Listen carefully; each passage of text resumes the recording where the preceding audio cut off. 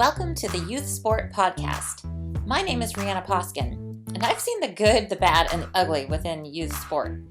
It feels great when a kid comes up to you and says, "Coach, because of you, my life changed in the best way."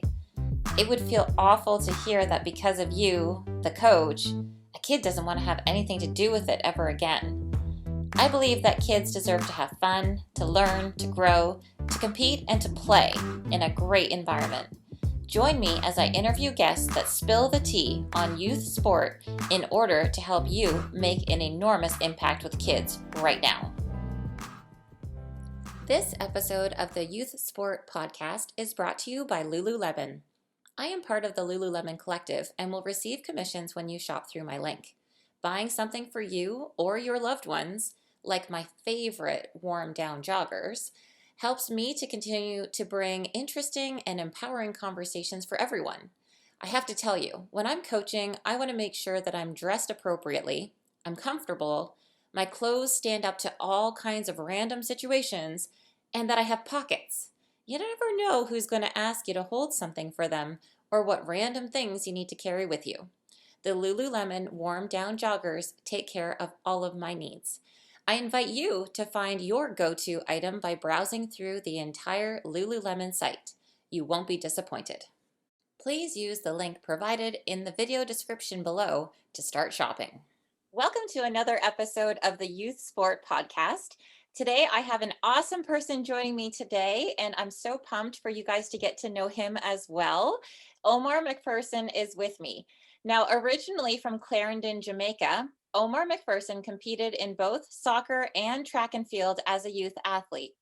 Omar went to the United States to continue playing soccer and to compete in track and field at California University of Pennsylvania, which is where I went too. Omar was a 4-time All-PSAC selection and 3 times named to the conference's first team All-Star unit. A dominant and exciting midfielder for the Vulcan men's soccer team from 95 through 98, Omar McPherson was the first soccer player to be inducted into the California University of PA's Athletic Hall of Fame. When inducted, he said, "I am honored, but I want this award to be more for the program than an individual honor." As you'll see throughout this conversation, Omar is not just a great athlete, he's also an amazing person. At CalU, McPherson was an honors student who in '99 earned his bachelor's degree in accounting, and then 2 years later, he received his master's degree in computer science with a concentration in multimedia technology. Omar went on to coach the CalU men's soccer team with Dennis Lasky. Thanks so much for joining me today, Omar. Hi. Oh gosh, it's a pleasure. Oh, I'm excited. We're going to get into a heavy topic in this conversation. We're going to talk about race, what we need to be talking about, and how we can make an impact on kids in sport in order to make sure their environment is the best that it can be to feel supported and also to thrive. And before I turn this conversation over to you, I just want to tell you 2 things. The first is that I can still remember how you used to make me feel as a new college freshman in a new country. So I'd walk down our main campus street, going to class, not knowing many people outside of soccer, and here you would pass me on the street with the best bounce in your step and smile on your face. You'd give me a big hello, and it would make my day. Now, looking back though, I never thought about what life was like for you in a predominantly white town. I hope today that we might be able to help others think more as I did not. And then the second thing that I wanted to share with you is something that you said coaching. You said soccer is easy if you understand the game. And that stuck with me. So then fast forward to our off season where the men's and the women's teams would play indoor together. I remember playing with you, and that's intimidating because you're so good. And just playing with you made me want to play my best. But then you said to me, "See, you get it." And it was such a simple thing that you had said, and you probably don't even remember saying it, but it made me feel so good. And I wasn't even the best player, but to have someone that just acknowledged it, it was so, so nice. So even though you have a presence to you that shows confidence and power, I was never intimidated by you. I just felt like you were someone that I just wanted to impress. And now I'd love for everyone to get to know you better as well.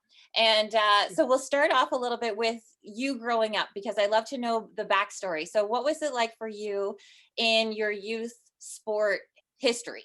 it's funny because track and field was my first event that I was in, and it's all about the coaching. I think it came down to one time in high school, my alma mater, Clarendon College, where um, my coach, as track coach, said if you don't do certain things, you would not be part of the team. And I actually had a conversation when I went home with my mom and said, my coach wants me to do this, this, and this. And he gave me an ultimatum on whether or not I'm going to do track or not. And my mom said, okay, let's dive into that a little bit more to find out what the coach meant by what he said.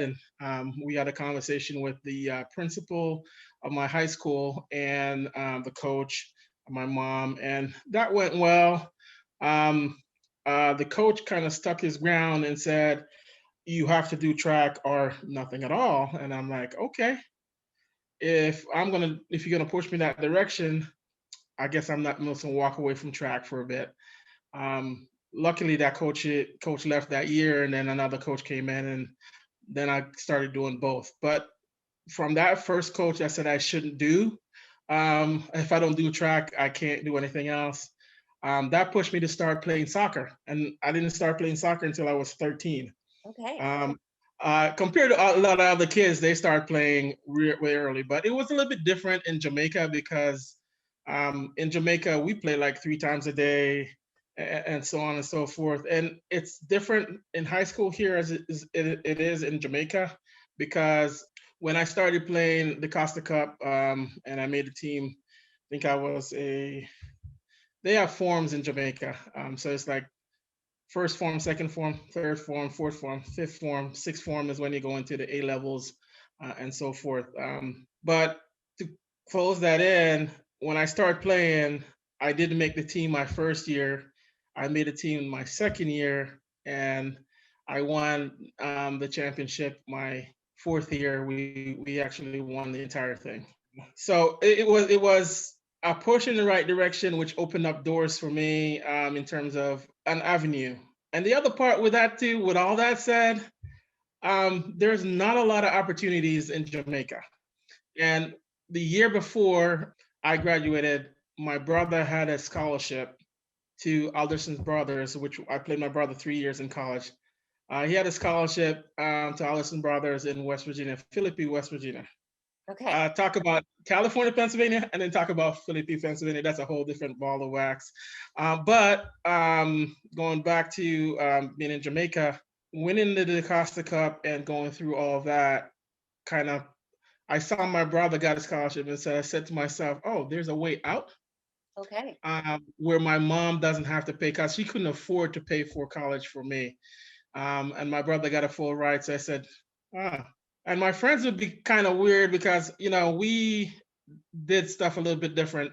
I didn't go to classes a lot in high school. Sorry that I can say that Yeah. now, but looking back on it, it's not something that I would endorse for kids growing up now. Yeah. Um, but we would skip class, and for a while, my senior year, what I did, because I think you're from Canada, so you should understand this. In high school, we go through the entire grading system, and then at the end of high school, you take a series of tests where there are multiple subject tests that we take, and in Jamaica, it's called CXCs, Common Entrance Test. So you took those, and you have to pass a certain amount of subjects to be eligible for playing in college. So that last year, the final year, I actually buckled down. Didn't go to class, still hang out with my friends, but in between hanging out with my friends, what I did was I went to the library and they couldn't find me for a bit. So I studied in the background. And eventually I came to school on Saturdays, did work out with some teachers. I had some awesome role models in Jamaica. And once we did that, the year finished up and I took my common entrance and I passed 6 of 7 subjects. And my friends were like kind of surprised. My teachers were kind of surprised because they're like, what were you doing and how you weren't coming to class? It came down to one time my teacher, I went to class because I had some girlfriends in the class that would take notes and then they would give me the notes and I'd study the notes and then go to class and take the test. And Okay. the teacher was like, how can you get 100% and you were never in class? So I said, I did the work. Because it was a multiple choice examination, Yeah. they actually gave me a essay question to answer and I blew them out of the water with the essay question. So they said, you understand the material. It's not that you cheated or anything. So Right.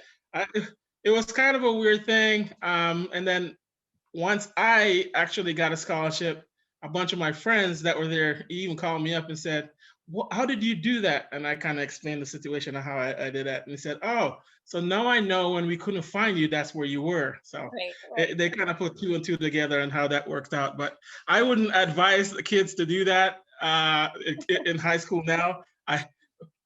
And because I coach high school now, I have to encourage them to actually do their best now because it's hard to dig out at the end as compared to building up to your senior year in high school. So Yeah, that's absolutely. just a bit of the story in Jamaica, but it's been a blast. Yeah. And so then you came to California University of Pennsylvania. Is that your first stop? You came straight from Jamaica to Cal U? Straight from Jamaica to Cal U.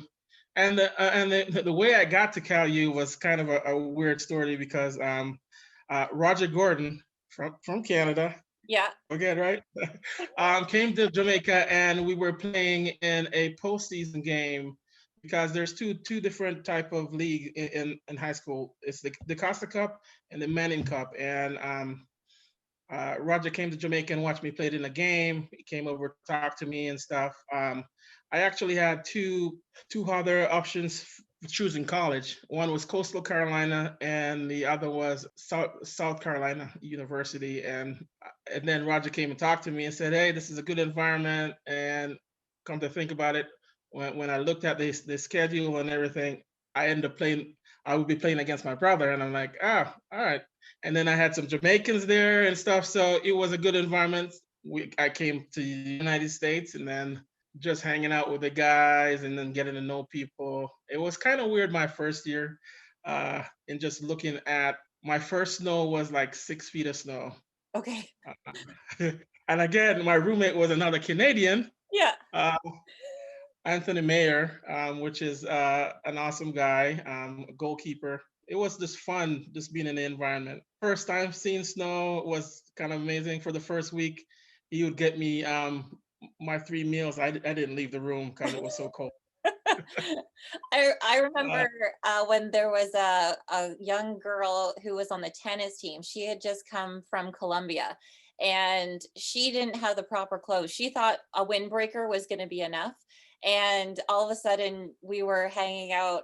I don't know, must have been in one of the athletic facilities somewhere. And she was like, "Is this going to be enough? Is this going to be enough?" And I was like, "Oh no, honey, we got to go shopping." It's like, you're yeah, going to freeze to death if this is all that you have with you. So yeah, it was really funny taking a lot of the international students under the wing and just being like, okay, so you guys are from a hot place. It's going to be tricky for you to adapt, but we're going to do it.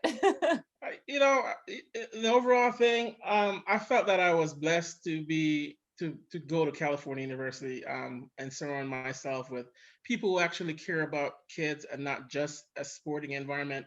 Because I think that if I had went to a bigger school where it's do or die, you either perform and you stay, or you perform or you don't perform and you go. Because you have those type of coaches as well. Yeah, Dennis Lasky was like a dad. I think he took everybody, all the kids was his kids. He yeah, raised a lot of kids, yeah. as you know. I was just a good father figure. And I think that's the essence that we kind of probably should think about when we get into coaching. It's not only about the game, because when you think about the overall thing, not a lot of kids from college go on to the next level. Right. probably 1 to 2%, if that much, and that's really tough to do. So the bigger part is building better human beings so they grow up to be something better in life, and know how to treat people and that type of environment, and how to see that there are different personalities, and not everybody thinks the same way, so that's a bigger part with coaching for me, and that's how I've been approaching coaching all my life. Nice. I saw that you had a quote on the CalU website saying that it would have surprised people to see that you got along coaching with Coach Lasky after being his player. Do you want to talk about that at all? Yeah, I could talk about that. For the first, I didn't start listening. It was more of an ego thing than it was anything else. My mentality coming from Jamaica and how the game is played in Jamaica as compared to how it's played in the United States. Luckily for me, in Division Two in PSAX, it, I was bigger, I was faster, and more a little bit more dominant on players that would normally, if I was smaller or a little bit lighter and stuff, people would bounce you off the ball and stuff like that. But for the relationship with Lasky, yeah, you'd be surprised. I didn't start really listening and understanding until my junior year in Okay. college. And that was kind of a weird thing. And we really had a good sit down and talk about how we can make the rest of the player on the team better. I always want to make my team better as much as I possibly can.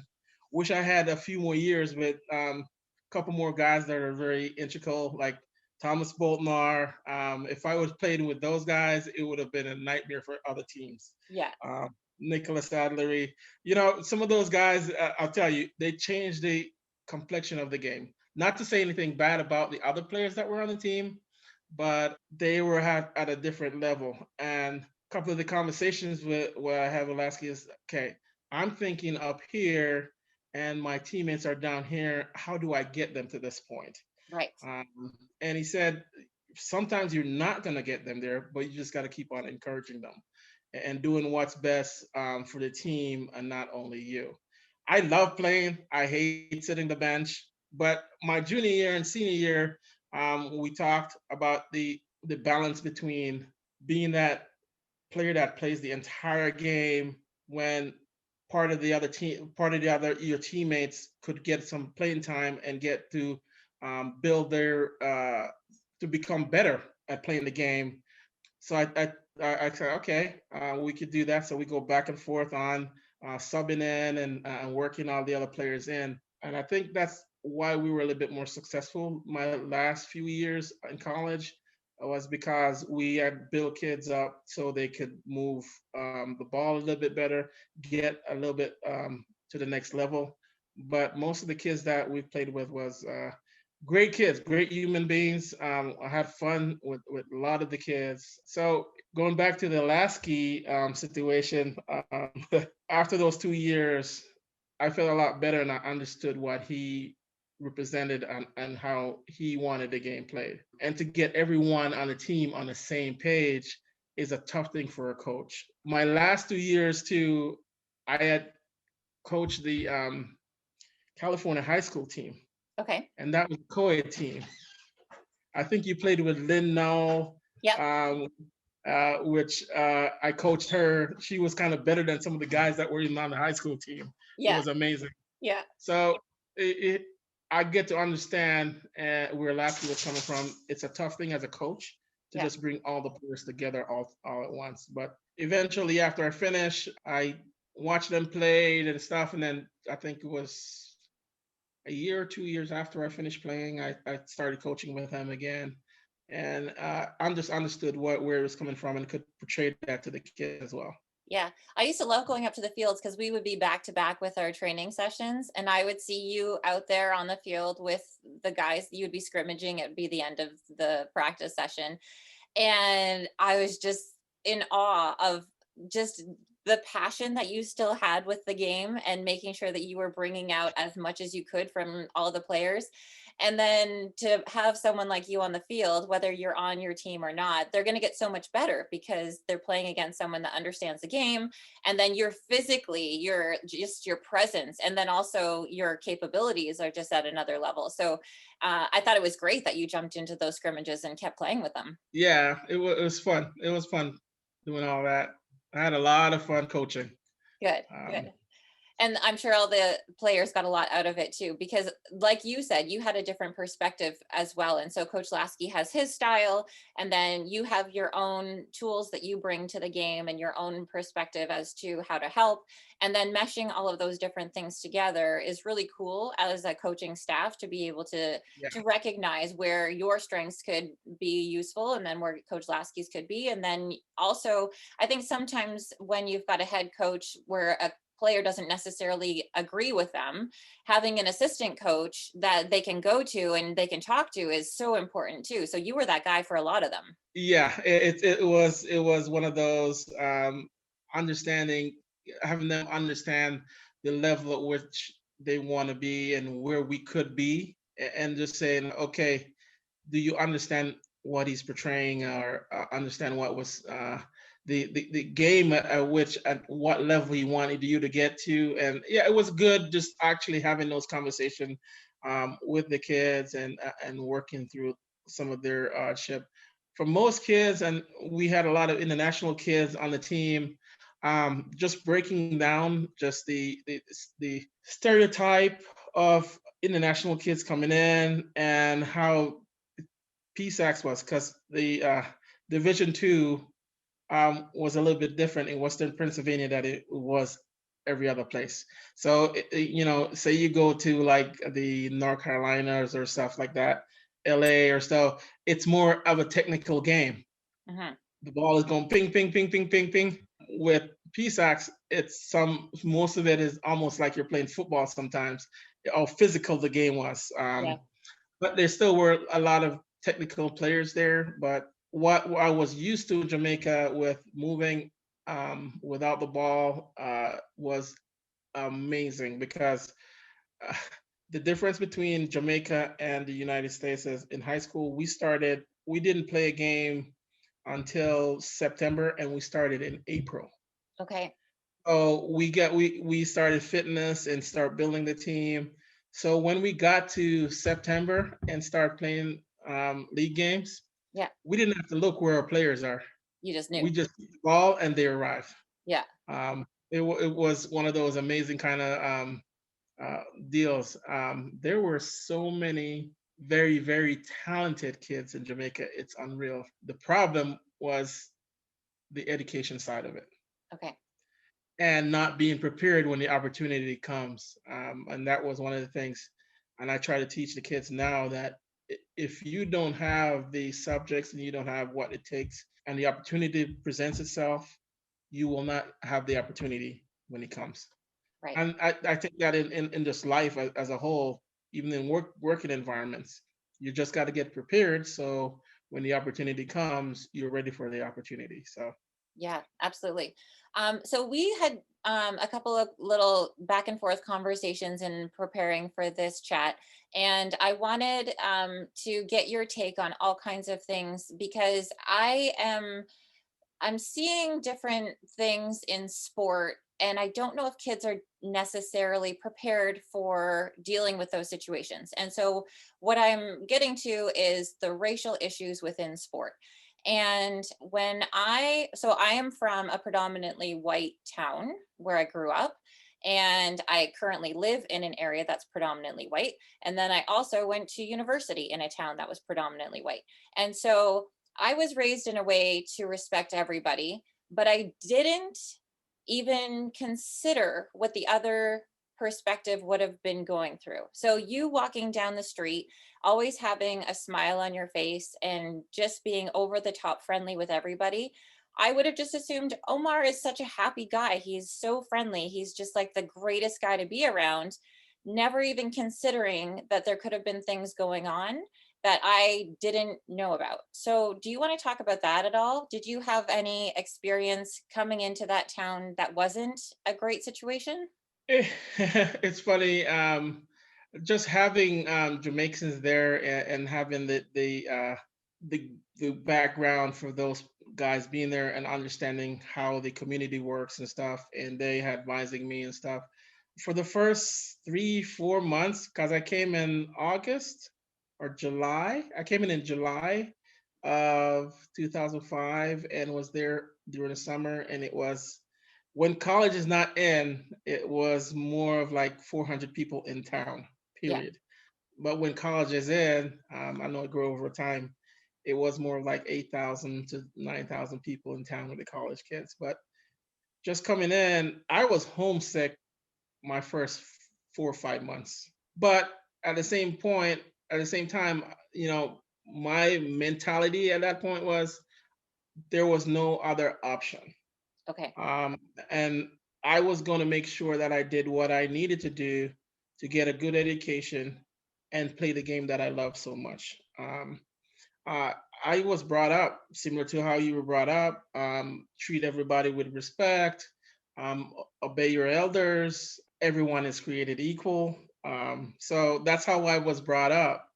But coming into California, and it was a great experience just being there. A lot of people were very friendly. I didn't get a lot of that I overtly saw, Okay. other than a few teammates would ask, like, does everybody in Jamaica live in huts and stuff because of what they've seen on TV, the Okay. um, preconceived notions that they have. And I said, I normally just joke that, yeah, we all live in huts, man. We live on the beach and we smoke all weed and all that. No, no, but because I never, me myself never smoked pot or anything in Jamaica. My friends did, but I didn't. And just coming here and having people have that preconceived notion that if you're from Jamaica, this is what you're doing, or how life is in Jamaica. Okay. We weren't wealthy in Jamaica. My mom was a single mom, and we pushed forward. She worked hard. Was three. She had 3 kids, and she took on my aunt and uncle that came and lived with us too. So we had a decent sized family living together with 6 of us, and I wouldn't have given that experience up for anything, Okay.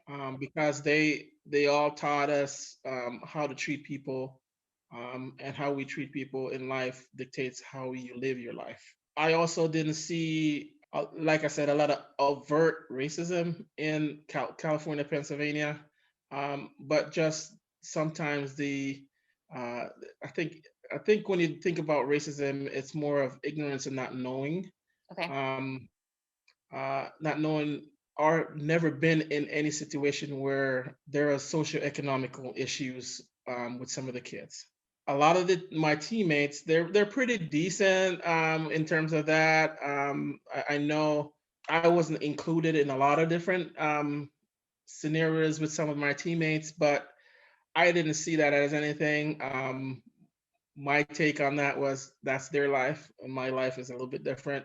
And sometimes I'm glad that I never got into that environment, because I would have probably taken myself out of the environment, because just certain things that may happen in that environment, I wasn't going to be an accomplice to that or anything else. So I was more of a loner.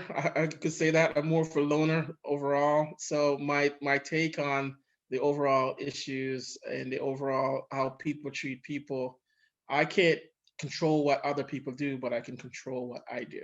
And over time, I started to say, if they don't know, I should educate. Okay. So when someone asked about, does everybody in Jamaica live in huts, they would smoke weed and all that stuff, I said, no. Just like the United States, you have ghettos here, you got ghettos in Jamaica. You have that people that live in huts. You have violent areas here, you have violent areas in Jamaica. You have good areas here, you have good areas in Jamaica. And the way we grew up was suburban type environment.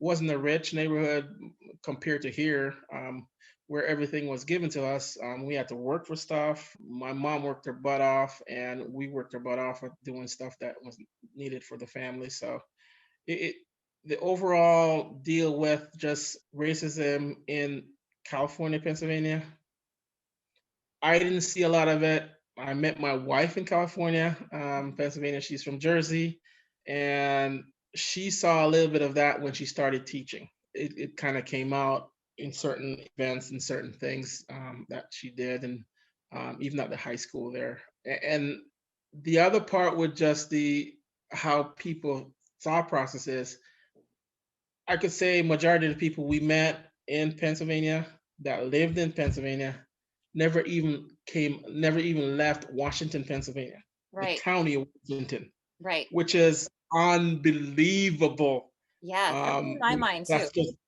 that was just the area that they got to stay in, and that's no fault of theirs because their family never traveled outside of Washington, PA.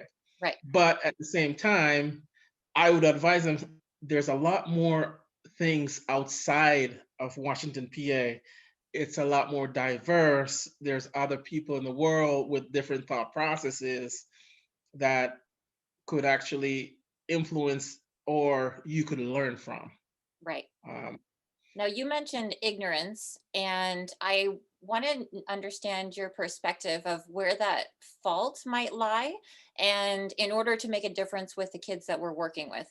So, if we've got someone that is not doing their own research to better their own system in terms of maybe they don't even know that there's a problem with their belief system, and maybe they're not thinking about having to change their belief system in any kind of way, and then that comes through as ignorance, so then they just don't, they could fall back on just saying, well, I just didn't know. So when we're working with coaches, what would you advise so that we can grow and we can make sure that the kids that we're working with, so that we don't have that as a fallback, where we can just say, oh, I didn't know that, but then all of a sudden you've got a kid that's in a sketchy situation that you could have handled differently. What would you suggest for that? so overall, just coaching, especially coaching here, we have a lot of Hispanic kids on the team. We have white kids on the team. My first, it's setting the expectations right off the gate. We said what our expectations are of the kids, what the kids' expectation of us is, and what the parents' expectation of the overall program. So setting that up and talking, having those conversations right off the bat with the kids. That I talked to the Hispanic kids. I said, listen, we need to, when we're having conversation, to keep everybody included in the conversation. I'm not saying you shouldn't speak Spanish because not everybody speaks Spanish on the team. So try to speak English when your teammates are around so you can keep them included in conversation as much as you possibly can. We talked about thinking about what you say because what you say may hurt other people. If you don't understand something, ask the questions, especially when it comes to different cultures and races. We have those conversations, and you have to have those conversations with the kids early so they know what the expectations are on your team and how you're going to treat your teammates regardless of what your thought process of how you were brought up and your preconceived notions. Because I could say this and 100% can back it because everyone in the world have a prejudice, Mhm. period. So it may not be against race, it not be against color or race or color, but it could be as simple as what they understand a topic to be, and that's the way they understand the topic. Mhm. And then associating it with somebody else and saying, this is what I understand your culture to be, or whatever it is. But that's just a generalization on the overall thing. So just having that conversation and those conversations early before you even start touching the ball, because the soccer thing will come easily, as we talked about. Yeah. Um, the bigger part is teaching them to be good human beings right off the bat, Right. and how we're gonna treat you. Because one of the things that kids cuss on the team, and I said you have better vocabulary to express yourself than just using indecent language around everybody else. Mhm. And I never cuss at kids. That's one of my biggest thing. Um, I go as far as hell is the only thing that I've said that my kids have said. They even write up a poster board because I said there's no way in hell we're coming back down here and losing this game. Okay. Uh, and that was one of their saying that they had on my this thing that they gave me at the end of the year. But if I we have to lead by example, and how we treat people as coaches is how the kids are gonna treat other people as they grow up to be Right. So other human beings. you're alluding to the prejudices. So a lot of times I think we make a quick judgment when we look at somebody, and that happens in sports. So sport is so emotional, and if you're playing against somebody and your first look at someone is that they're different, what would you say to your athletes so that they can not just protect but almost stand up for anybody that would be different, so that if the first judgment from the opposing team would be to make notice in a negative way of the difference, and like that could be super awkward for the kid, but then what does the team do to rally around that kid to help them? So the big part is have, like I said, if you have those conversations up front with Yep. your kids, when they get into situations, they'll come and talk to you about it because you have already broached the subject with the entire team. So they would probably come to the sideline and say da da da da da da da da, and I said, okay, when you got up this morning, he said, "Oh, he's a big, strong Hispanic or something." And I said, "Okay, when you get up this morning, how did you put your pants on?" He did the same thing, Uh-huh. one leg at a time. Eh, There's no other way to do it, so Yeah. that's it. It's simple. We're all the same. Just play your game and not get into the other aspects of the overall thing. Also, we talk about just generally standing up for when you see something, say something kind of issue. Yeah. If even somebody else or talking about another player, even on the opposing team, it's just a general human being thing to say is okay. That's not nice. They shouldn't do that. Or if you see your teammate is going overboard, you pull your teammate in and talk to your teammate. Luckily, over the years, I've had a bunch of kids that have been good leaders on the field.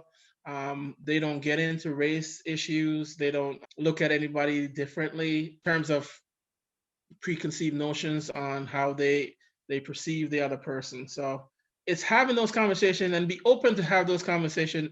And as coaches, you have to actually listen Hmm.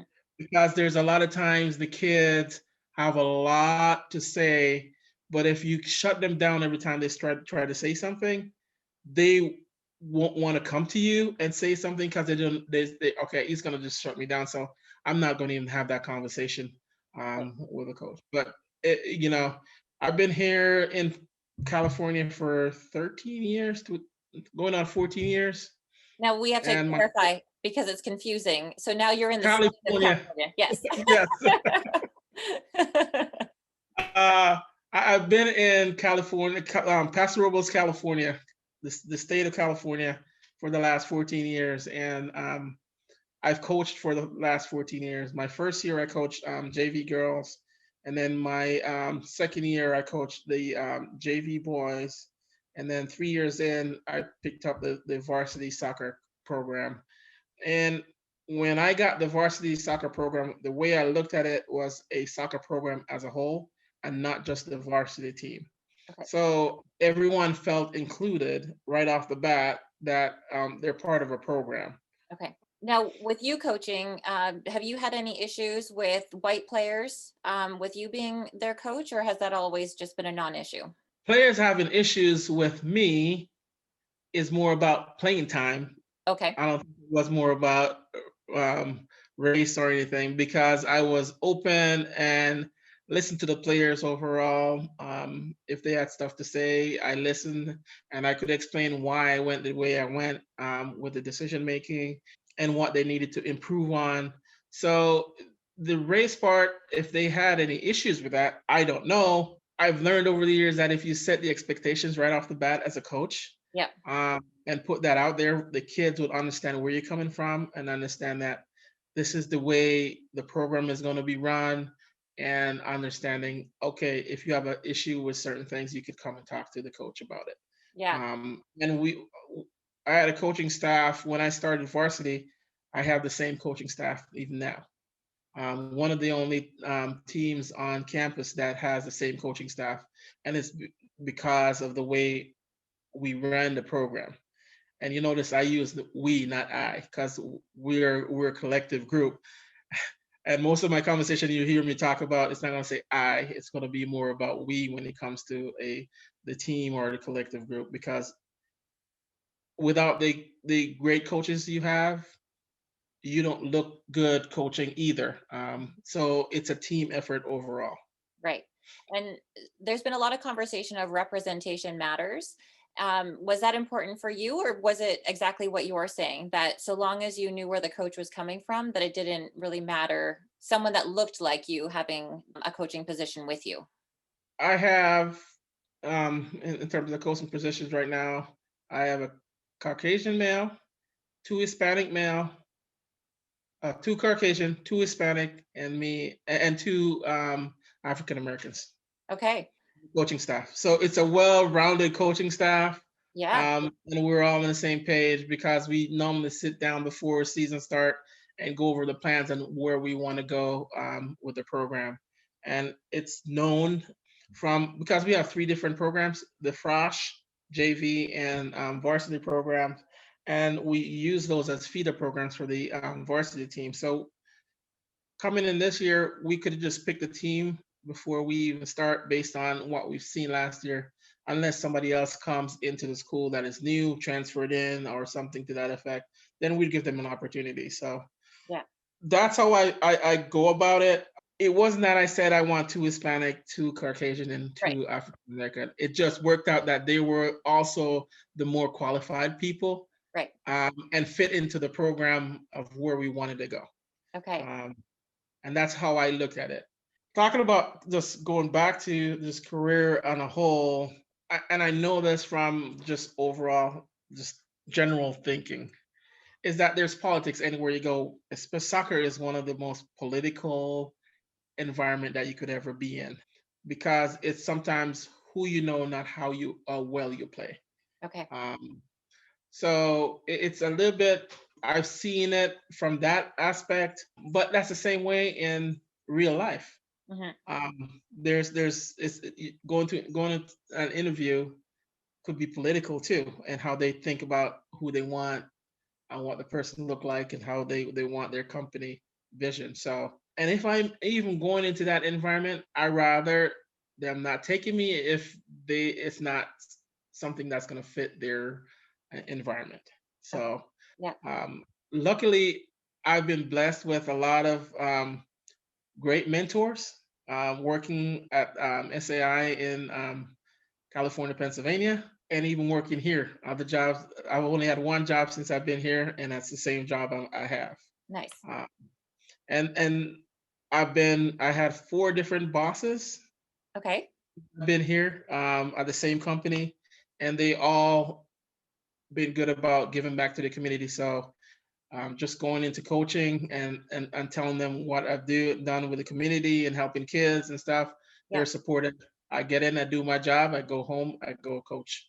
So I've been very fortunate that way. My boss in Pennsylvania, same thing. They enjoyed what I do, loved me playing, loved seeing me play through college, and then working for him.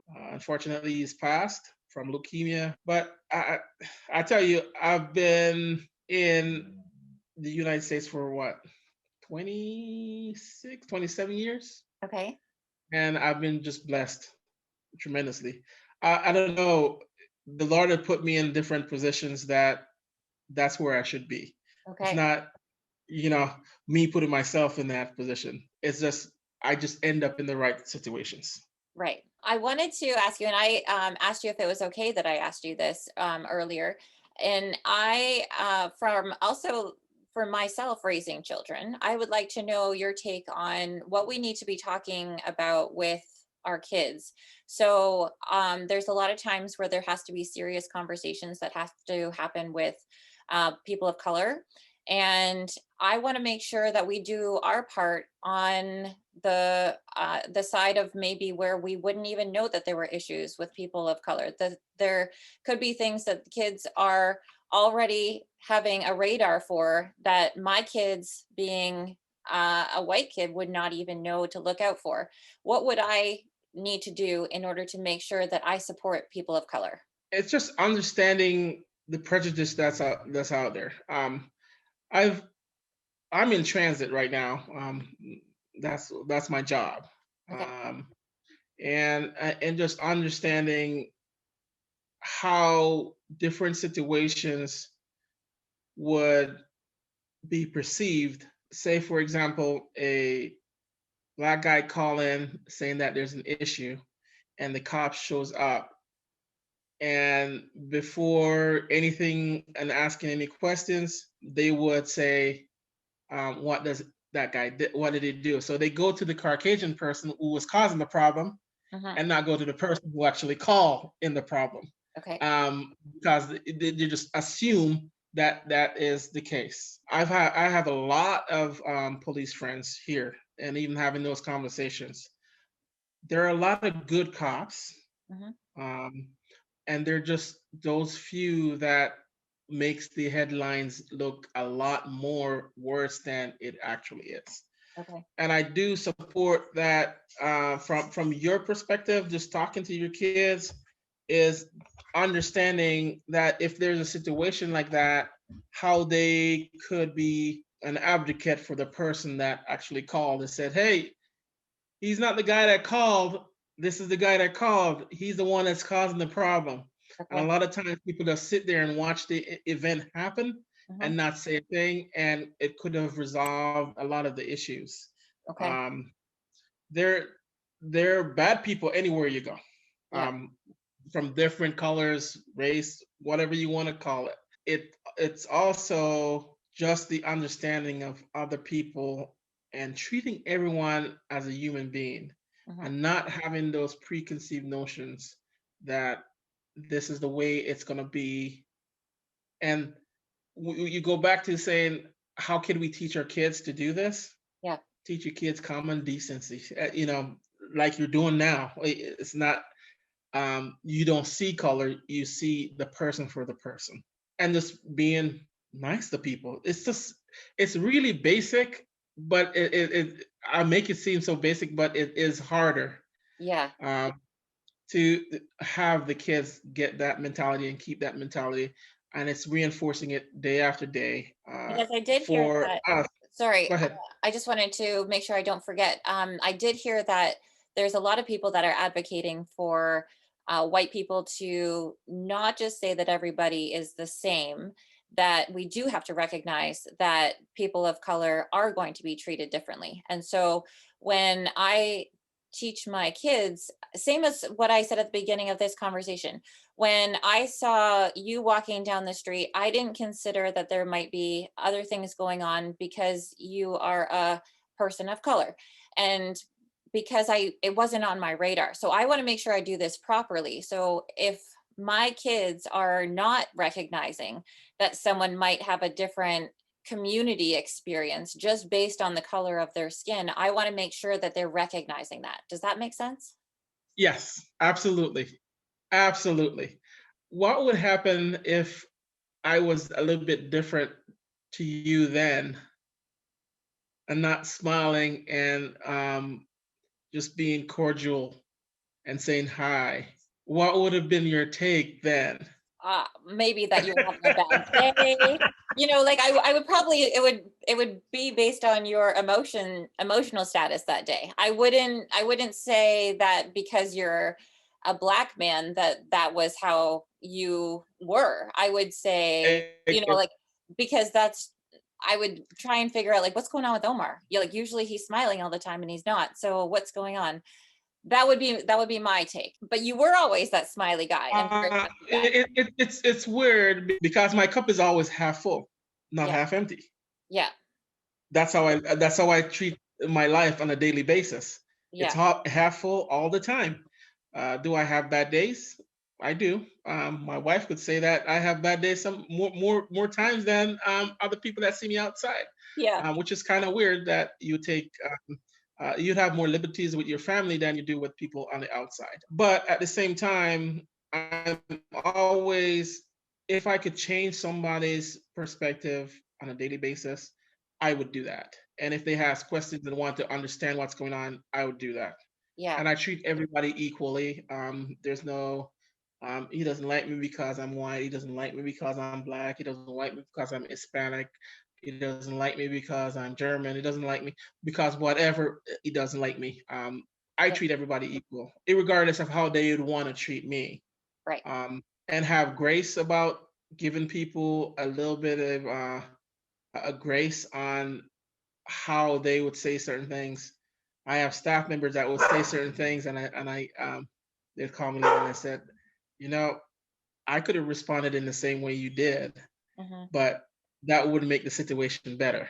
Right. And I said, don't think about it as a weakness. It is a strength of mine that I gave you the grace today, but you do that tomorrow, we're going to have a total different conversation. Right. And I said, I would do that in private.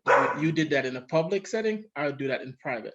So Okay. we could have a conversation and still give you some dignity, that you keep your dignity at the same time. So, Right.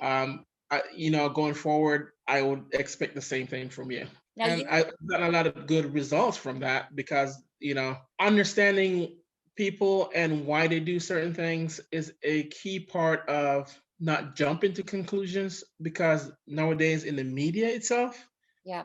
you'll see something post and everybody jumps on it, regardless of not knowing where the person is coming from, not knowing the person's perspective on certain things. They saw the person post something and then they react to the post Right. instead of saying, um, I didn't understand your post. Could you elaborate? Because obviously there's something else in your thought process that I'm not getting in your post. Yeah. Or if you're somebody, a friend of the person, pick up the phone and said, I saw your post. I didn't understand it. Could you elaborate on it? Right. Having that conversation instead of going back Right. and forth on social media. It's not a good place to start a conversation and have good conversations, because I have a lot of Caucasian friends that we have good conversations, and if I see them post something that I don't agree with, Yeah. I pick up the phone and said, "Hey, what do you mean by this? I know you're not this type of person. Where are you coming from?" Right. And then they would explain it. I said, "Oh, okay, all right, I could see that." Yeah. Um, and then I could say, "Okay, this is my perspective on how that came off," and they're like, "Oh, that's not what I meant it to be." So Right. a lot of times, just having those good conversations with other people makes it a lot simpler to live together and understand each other, instead of going like this all the time, butting heads all the time. Yeah. And I love that you use the word grace and understanding quite a bit, because you even gave me an example. I don't know. Do you want to share the example that you told me yesterday with the classroom? It was kind of weird because one of my kids, my daughter and my son, has been in the classroom with his teacher, and I think it was my daughter that uh, saw it and said something to us, and we had the conversation with the teacher. It was a history class, and the teacher brought in a news to talk about the history of slavery and some of the things that happened during slavery. But just seeing the news, the perspective is, why are they doing that in class? But having that conversation with the teacher explains it a little bit better. But at the same time, just having the news without saying, "Hey, parents, today I'm going to be teaching blah blah blah blah. I'm going to bring in the news." Uh, and this is what it's going to be representing, and I'm showing this, and they could get a a response from the parents that said, it's probably not a good idea to use that as a depiction of what you want to portray. Right. because it's that's not an acceptable political depiction of that perspective, because other people could have the different perception of what that means and how people are trying to get over that, but you bringing that back up in the classroom. So just understanding people and where they're coming from, and having the communication with Exactly. other people before you do certain things would actually kind of help you not make the same mistakes that a lot of people do. And Um, learn as well, because yeah, if you didn't know that that would have been an issue, and then all of a sudden you have that conversation, then exactly what we're doing here now, then I can learn something new, and then I can do better moving forward. exactly, Yeah. exactly. Um, And a lot of people have different perspectives on just the overall race situation here in America. As you can see, the nation was divided for Black Lives Matter and all that type of stuff this year. But if they actually get the essence of what the Black Lives Movement meant, mhm. it wouldn't seem like we were saying no other lives have any meaning. It Yeah. was saying Black Life Matters too. Right. Big difference. Yeah. And what people were looking for is just basic civil liberties. Yeah. Basic, basic. The stuff that if you're in a if you're a different race, or you in a social economic situation that maybe middle or upper class, you don't get treated the same way a lot of times. Mhm. Basic civil liberties is just treating people equally. That's simple. Yeah. Yeah. But that caused a lot of uproar with people about why you're saying Black lives don't matter. Right.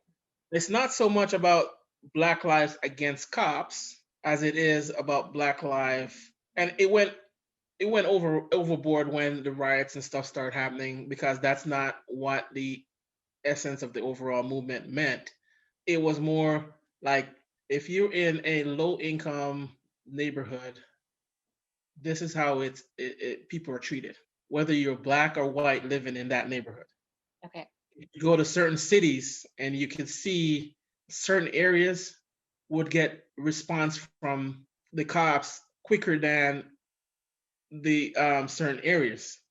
You're in the suburbs, you get a response within 5 minutes. You're in the city, in a ghetto or somewhere to that effect, then you don't get the same response. They say, okay, we'll get there when we get there. Right. And that's not the mentality that you want to have. It was just a very distinct way of looking at life on a whole when it Mhm. comes to race. Yeah. And then some very dramatic events happened where people had to say something, because when people are losing their lives and it's happening Yes, consistently, and people are not doing anything about it, then enough is enough. You just have to make sure that something is done so that it doesn't keep happening. the funny thing with the overall thing is that uh, in most of these cities, the police union is stronger than the police force. Okay. So if something would happen, even if the cops wrong, the administration can't do anything about it, because the union have so much power on what happens with getting rid of a cop or not getting rid of a cop. Okay. That's just one part of the overall thing that I've seen in general, which is a systematic problem with the system. Yeah. But at the same time, I know we rely on cops coming if there's something wrong. I want to be protected if I pick up the phone and call something is happening in my house or something, and they come to my house and protect me, because that's what the cops are there for. Hmm. And they lay their lives down on a day-to-day basis for the general public. We know that. Yeah. And a lot of times we don't see the full picture, Yeah. because what you get on social media sometimes is just bit tidbits, Right. tidbits of the overall thing. What you keep on saying is to have a conversation, to make sure that we're not just getting these tidbits, to make sure that we understand the whole thing. The full thing, because there's bad cops and there's bad people. How do we take care of the bad people? The judicial system should, Yeah. but I could say that there are situations where a black person and a white person could be in the same situation, same issues, and the outcome from a cop is different Hmm. than for the white person than it is for the black person. So, for example, they come up on a situation with a white person, they don't pull their gun first. Uh, They come up with a black person because it's a preconceived notion that this black person could be a bad person. Okay. And it's weird because most of their training has a lot of African Americans in their training, Okay. not white people, African Americans in the training itself. Yeah. So if you train that way, your consciousness is going to say whether you're black or white, even if you're a black police, you're going into the same situation, you're going to have the same notion that this person is going to be bad. Right. There's also where the police is put in tough position because they're not trained for certain things. Mental health is a big thing. Right. Some of the cases that they've gone into, not knowing how to handle a mental health situation. Right. So they react how they're trained. But a lot of times they take it to the extreme Hmm. because the mental health person is going to be fighting back a lot of times because they're going through a lot of stuff. Whether you're white, black, and it don't matter. If they get put in the same situations, they're gonna fight. The mental health person is gonna fight back, and the cops gonna do what they're trained to do. Right. Now, when they talk about defunding the police and doing this, me personally, don't believe in defunding the police. Do we need to put funding in place to have people that are trained to deal with mental health situations to go into those situations and train the cops to say, okay, this is a mental health situation. Now we just need to calm down, relax, see what's happening, and try to resolve this situation in a calm and collected manner as they possibly can. Right. Certain situations you can't help. But I've seen different situations where the cop would use a taser a lot of times on a white person, but a gun on a black person in the same situation. And Right. I'm like, wait. If you could use your taser there, why can't you use your taser here? Right. Same situation. Perpetrator had a knife. They used four different cop tased the person, got him down. One person used a taser on this side, and the others used gun. I'm like, wait, time out. What is going on? Why can't we be consistent on how we deal with the different situation? And most of the times they're in different cities, therefore they probably got different training. So again, I don't know what background they're coming from. Right. Sorry. They're dealing with In general, how can we then help kids? So if we circle back to making sure that we have the right education in place. So if we are talking to coaches and we recognize that these are situations that our kids could be involved in, how can we help as coaches? as coaches, I think generally, like I said in the beginning, generally having those conversations like, okay, regardless of how you think and how you think you should be treated, if you respond in certain way, you'll get a certain reaction from the cops. And especially if you're of a darker skin, Hispanic or African American, it may be looked at a different in a different light than your fellow friend here or your fellow teammate that is Caucasian. It's just the reality of certain situations. How you would teach a white kid to have that conversation because they don't normally have the same reactions to a white person that they do with an Hispanic or African American. Okay, you're an African American, you would do blah blah blah, and that's how I teach my son. If you get pulled over, hands on the steering wheel. Do not, do not take your hands off the steering wheel.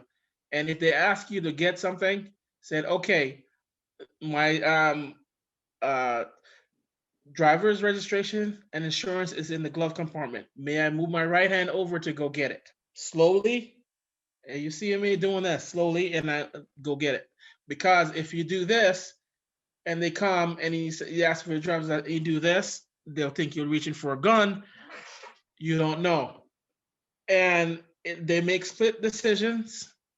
And I want you to come home, so you have to make sure that you do and answer the questions in the appropriate way, because if you don't, this is what the cops are dealing with on a general, and there's preconceived notions out there. Now, if you do all they want you to do and the situation ends up being whatever it is, then you've done your best. But I have to teach him that. Yeah. Um, Now, when is it now, appropriate it, to it, have that conversation with kids? I would think 13, 14, 15 Yeah. would be a good time to have those conversations. Yeah. Um, and then they probably come back and like, why are you telling us this now? Because you could be playing a game or doing something, and the cop pull up on you, and they ask you the question, and you start going for your phone or something. They think it's a gun, Yeah. and this happens. So we need to have those conversations sooner rather than later, because unfortunately there are just too many kids that are dying from not doing the right things in the right situations. Okay. There's multiple times, I've been pulled over by cops, and I just answered the question, "How are you today?" When you start doing being combative to the cop, Uh-huh. you won't get the benefit of the doubt. They pull up, the cops pulled me over, and I had my animal wheel and said, "Why you pull me over today?" "Oh, you were going 670 in a 65. Okay. Well, was I? Yes, you were. Okay.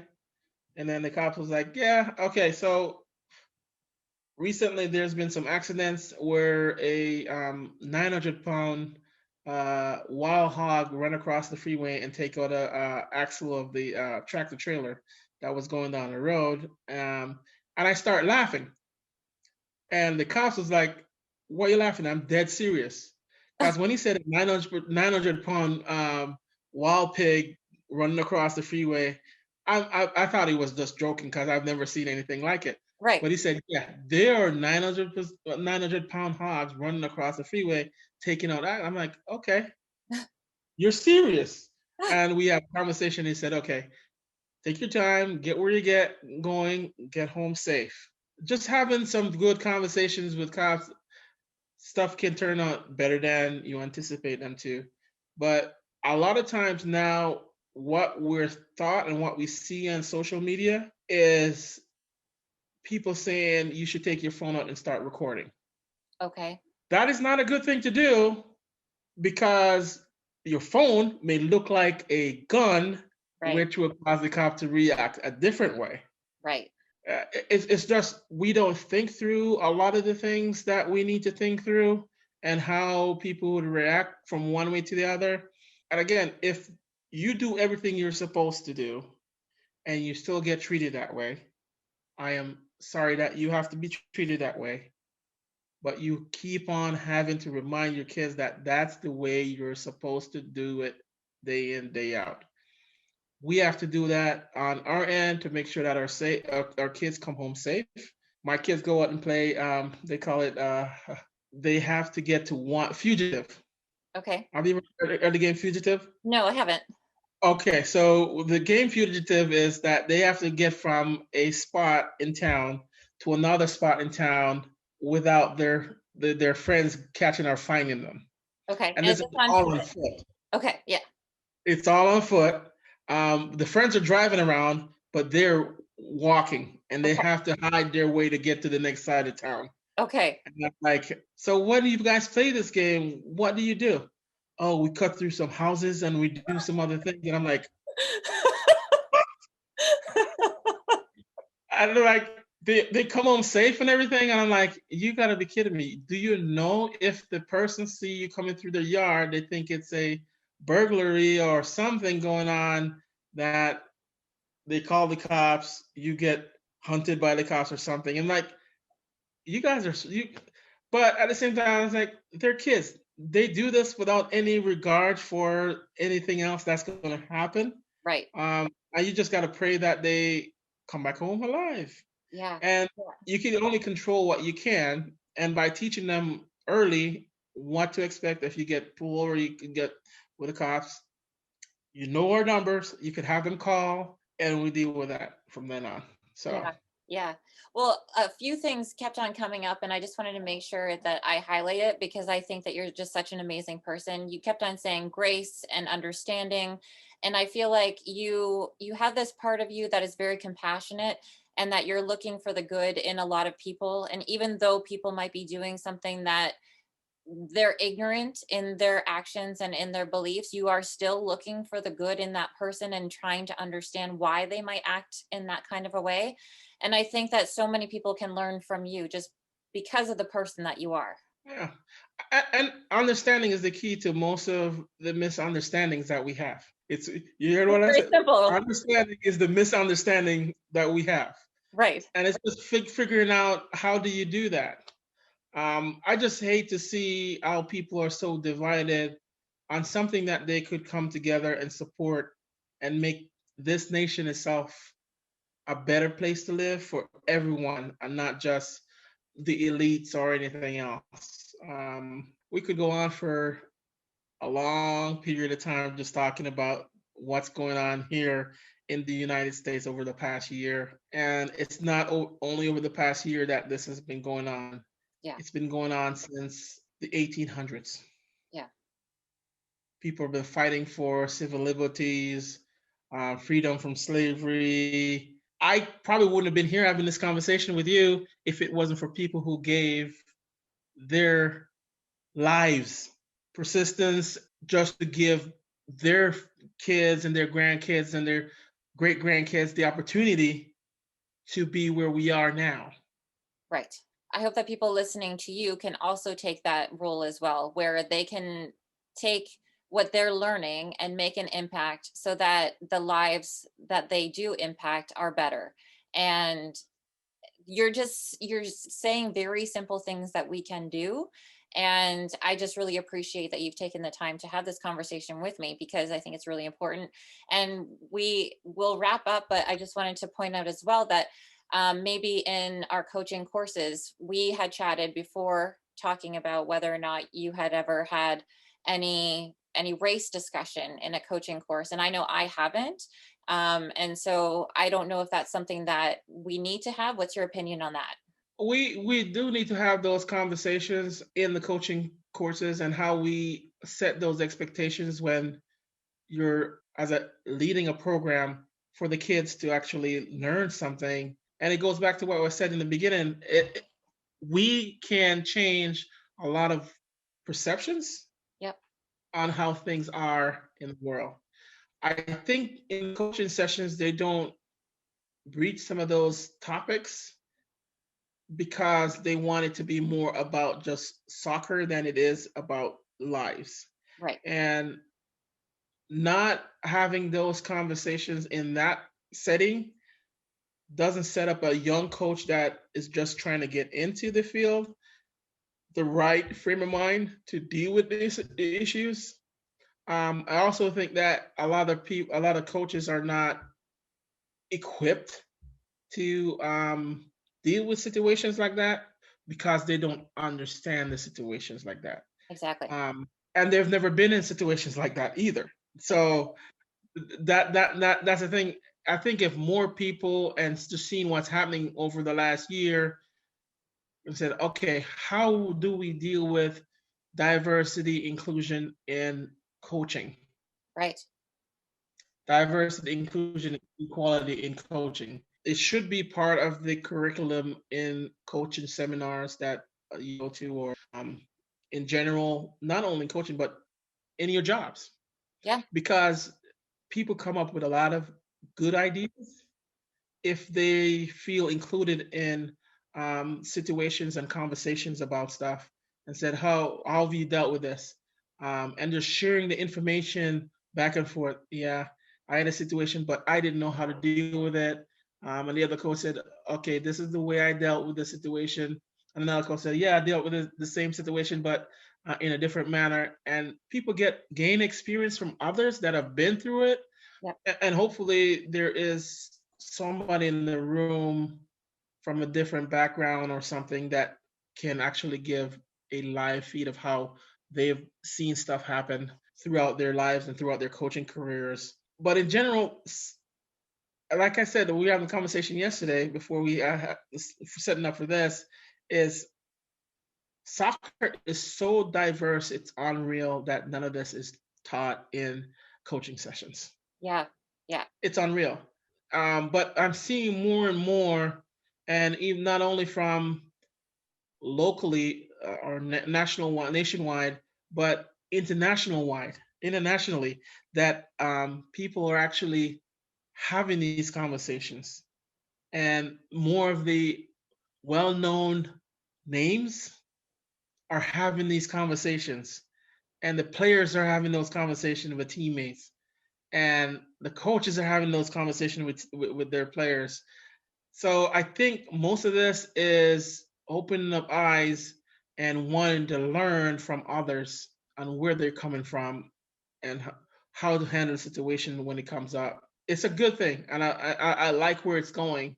It's really unfortunate, and I probably could use one football player that I think if they had just seek to start having that conversation when he knelt during the national anthem and it became a wildfire and he was blackballed from the NFL. You Yeah. know, I'm talking about Colin Kaepernick. Yeah. Yeah. Um, last year may not have happened if we started having those conversations a couple of years ago. Yeah. It would be interesting to see what happened behind closed doors if he tried to have a conversation. Do you think that, have you heard? Do you think he tried? I think it has happened. It's just the pressure from the general public Yeah. that never had it, because it's all about money when it Yeah. comes down to it. It's Yeah. about money. And if it's going to cause the NFL or the owners of teams to lose money, then they're like, no, we can't have this. Yeah. If it was something that was going to make them money, hmm, Yeah. Might look I at it I differently. bet you there. But it's weird because over this year, the past year in 2020, they have to change their mindset because a lot of the players now are taking a stand on certain things, and they're seeing that players are more willing now to put life over money. Yeah. Yeah. And I think And they're forced to do certain things and have these conversations now. yeah. It's unfortunate that the one person, whether it be Colin Kaepernick or anybody that's taking a stand, has to be the one that steps forward and takes the heat for everything. And I feel like that is the hardest position to be in. And that's where I just wanted to make sure, like what my question was to you, for teammates to be able to be supportive of someone, so long as they're, if they're doing something that is a just cause and has good reason, making sure that that teammate has people behind them to make sure that they are supported. The funny thing with the overall situation, I think he had teammates that supported him and teammate that he actually had the conversation and why he was doing it, Yeah. and they understood why he was doing it. And even though they didn't believe in what he was doing, they supported him. And they even said, okay, I believe in what you're doing, but I can't kneel because this is where I'm coming from with my situation. My family members were in the army, and I feel that that is unjust for you to do that with the flag because I represent and I appreciate what the flag means for me, and I'm not gonna kneel, but I support what you're doing because I understand why you're doing it. Right. Those conversations did happen internally, but in the general public, I don't think that happened as much as it should have. Right. And then the reaction, like you said, could have been quite different. Yes. Yeah. Yeah, we could have only left last year just to the coronavirus and trying to deal with that on the whole, and not having, on top of the coronavirus, other issues to deal with. Yeah. And unfortunately, those issues, like you said, have been rooted in hundreds of years of history. And Yeah, so, it's a, we'll like I said, we will wrap up this conversation because we could go on forever and ever and ever. But yeah, I feel like just you taking the time with me right now is a step. And hopefully, maybe this will encourage someone else to have a conversation with someone else. And through conversation and through understanding and through learning, I'm hoping that we can make the smallest impact that we could as our own individual, which will grow into more impact. And it starts from us, taking that one step to understand other people. And once you do that, it could multiply and go out to other people. It's almost like the coronavirus. It could be exponentially a virus that people feel good about other people and treat other people right, and it exponentially everything. It's a good virus to have. Exactly. So let's kick this off. We're going to wrap it up now. And I'm going to put that vibe out there that it exponentially grows, that people continue to have a conversation. And I just want to thank you. Thank you so much, Omar, for chatting with me today. I really appreciate it. I appreciate having the time to talk to you about these situations. I think that we need to have those conversations with everyone involved, not just black or whites, not just everybody in the world need to have these conversations so we're all on the same page and try to get to a common goal. Absolutely. Absolutely. Okay. We'll wrap up for today. Thank you everybody for listening. I hope that you do have a conversation from this chat. And if anybody wants to find out when these conversations come out, you can always go to my website, which is rihannaposkin.com. And I will see you guys on the next episode. Thanks so much. Bye-bye.